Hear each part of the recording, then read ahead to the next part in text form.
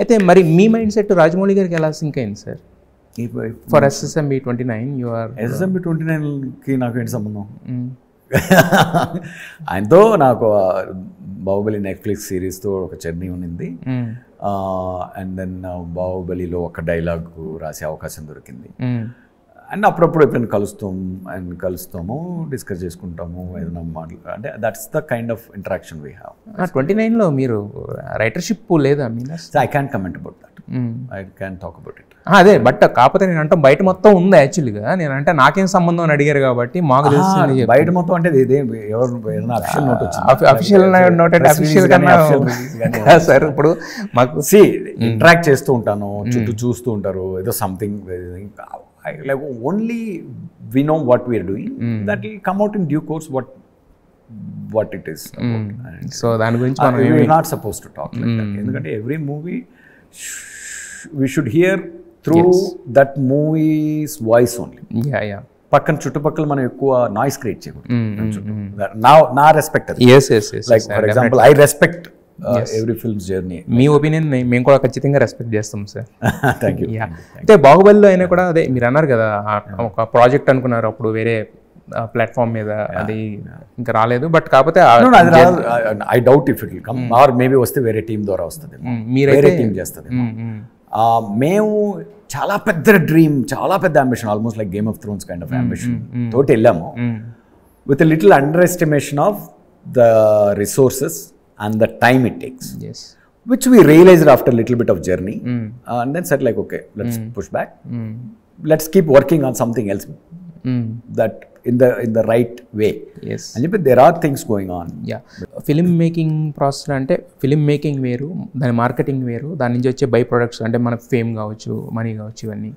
But మీరు చూస్తే కనుక 2005 వెన్నెల, ఇట్ ఈస్ 2025, ఆల్మోస్ట్ 5-6 ఓన్లీ. అంటే ప్రతిదానికి ఒక 4-5 years టైం తీసుకుంటారు. అంటే మీకు ఆల్టర్నేటివ్ అంటే మనం ఎంత ఇదిగా ఉన్నా కూడా మనకు కావాల్సినవి, మనకి లగ్జరీస్ లేకపోతే సంథింగ్ ఏదో కావాలంటే మనకి ఉండాలి కదా, మనకి బ్యాంక్ బ్యాలెన్స్ అనేది ఉంటేనే మనకి.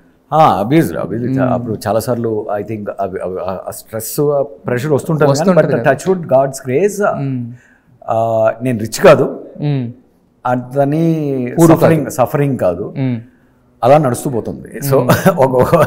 So I think, I don't know, I think probably okay, డబ్బులు కూడా ఇప్పుడు ఒకసారి సడన్గా వచ్చేస్తుంది, మేబీ నెక్స్ట్ సినిమాతో వస్తుంది. ఓకే, అంటే మీరు optimistic. End of the day what ప్రతి ఒక్కరు ఉండాలి, passionate life is the biggest ఆస్తి. మన వెల్త్ ఏంటంటే మనకి జాయ్, డబ్బులతో పని ఏంటండి, మనకు కావాల్సింది సంతోషం ఇవ్వడానికే కదా. అవునవును. మోర్ ఆఫ్ తిండి గూడు వదిలేస్తే మిగతా డబ్బులంతా ఏం చేస్తాం, మన ఆనందాల కోసం ఖర్చు పెడతాం. నువ్వు నీకు ఆనందం ఇచ్చే పనిలోనే ఉన్నావు అనుకో, డబ్బులు కూడా కొనలేని ఆనందం ఇచ్చే పనిలో, then money is immaterial. Okay, so అది అవసరాలు తీర్చే లెవెల్ వరకు కెరీర్ ఉంది, అది ఉంటుంది కూడా ఫర్దర్గా. సో బియాండ్ దట్ ఆశ లేదు, అత్యాశ లేదు. బట్ ఈ ప్యాషన్ తోటి వెళ్తూ ఉంటాను. Lot of times that will also convert to money, or convert కాకపోయినా పర్లేదు. బట్ మనీ అనేది ప్రైమరీ అనేది కాదు యాక్చువల్గా. Primary goal of money itself is passion, liberating you to do what you want, right? So money buys you freedom. So when you are already free and enjoying that freedom, the profession and all that, money should put behind అంతే. Just వస్తే మనకి కావాల్సిన దానికి మీరు అంటే ఒక shirt కొనుక్కోవడానికో మనం బయట అని చెప్పి నేను ఫ్రీగా అవైలబుల్గా లేను. So I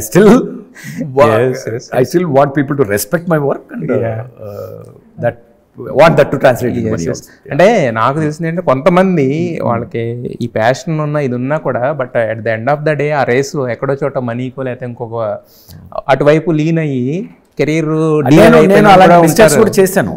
like but that gave me lot of monetary loss as well as credibility loss. అంటే the loss you have got almost నేను బ్యాంక్రప్ట్ చేసిన డిసిషన్స్ తీసుకున్నాను. బ్యాంక్రప్ట్ అంటే ఇది క్రెడిబిలిటీ వైజ్ నా మీద ఉన్న నమ్మకాన్ని బ్యాంక్రప్ట్ చేసినాయి, నమ్మకాన్ని బ్యాంక్రప్ట్ చేసినాయి. బట్ మెల్లగా బిల్డ్ చేసుకుంటూ రెస్టోర్ చేసుకుంటూ వస్తున్నాం. ఎవ్రీ వర్క్ విల్ ఓన్లీ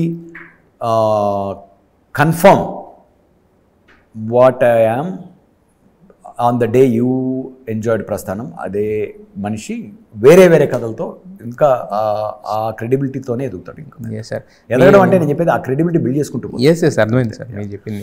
మీరు మిగతా ఎప్పుడో ఏం జరిగిందో పాస్ట్లో అది పక్కన పెడితే మీరు ఇప్పుడు ఎలా అయితే ఉన్నారో అలాగే ఉండండి. ఎందుకంటే దేవకట్ట నుంచి ఇంతకుముందు నేను చెప్పినట్టే 10 మంది 20 మంది మీరు చూడరు, నా కోసం కొంతమంది నమ్ముతారు కదా, ఆ నమ్మే వాళ్ళలో ఉంటాం అన్నట్టు. మేము కూడా ఖచ్చితంగా ఒక ప్రోడక్ట్ అయితే వస్తుందనే చూస్తాము.